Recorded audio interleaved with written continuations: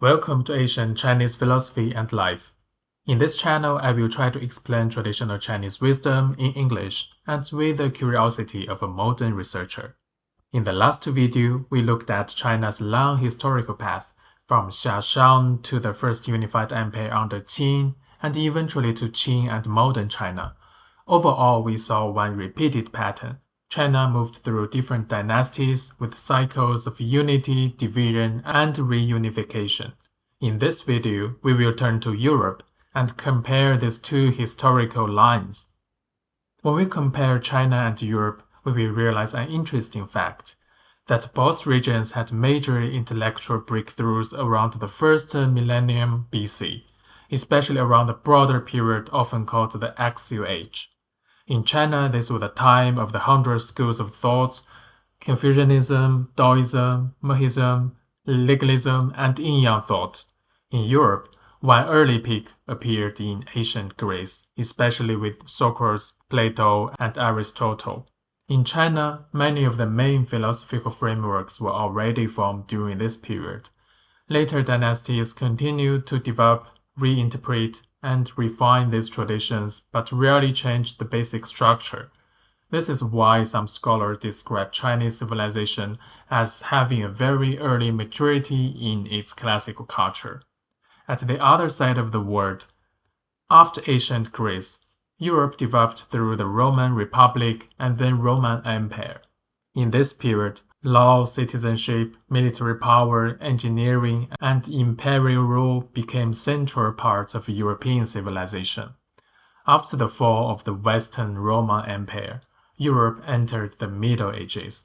This was a long period shaped strongly by Christianity, feudal system, monasteries, and universities.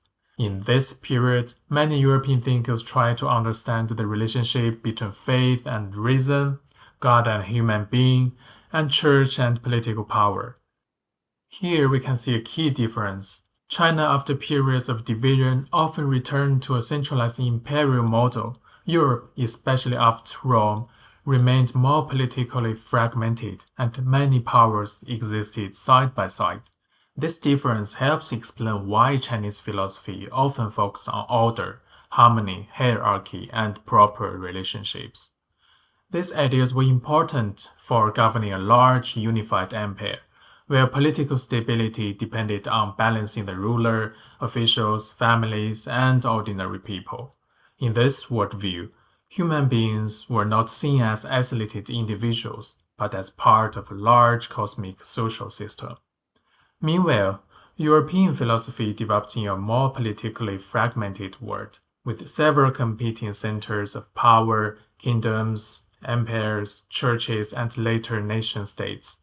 This helped European thought develop more strongly around truth, reason, law, faith, individual rights, and the relationship between humans, God, and nature. More importantly, these ideas later went through several major transformations. The first was the Renaissance, a revival of classical art, humanism, and curiosity about the human being and the natural world. The Renaissance helped to shift attention from only religious authority toward human creativity, observation, and classical knowledge. Then came the scientific revolution, when thinkers began to study nature through observations, mathematics, experiment, and systematic reasoning. This gradually changed how Europeans understood the universe, the human body, motion, matter, and nature itself. After that, the Enlightenment pushed European thought further towards reason, individual rights, political reform, and criticism of old authority.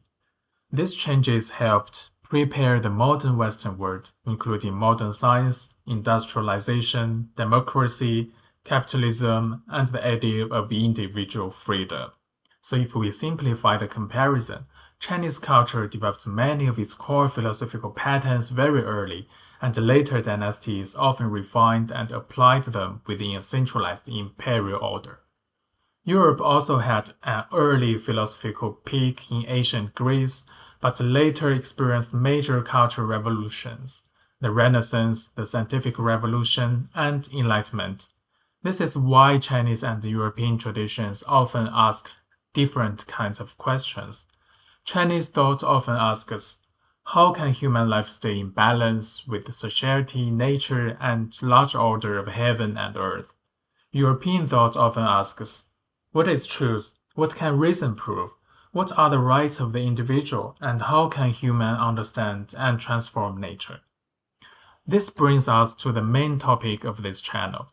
If we want to understand Chinese culture from its deeper roots, one of the best places to begin is the Yijing, also known in English as the Book of Changes or Yijing.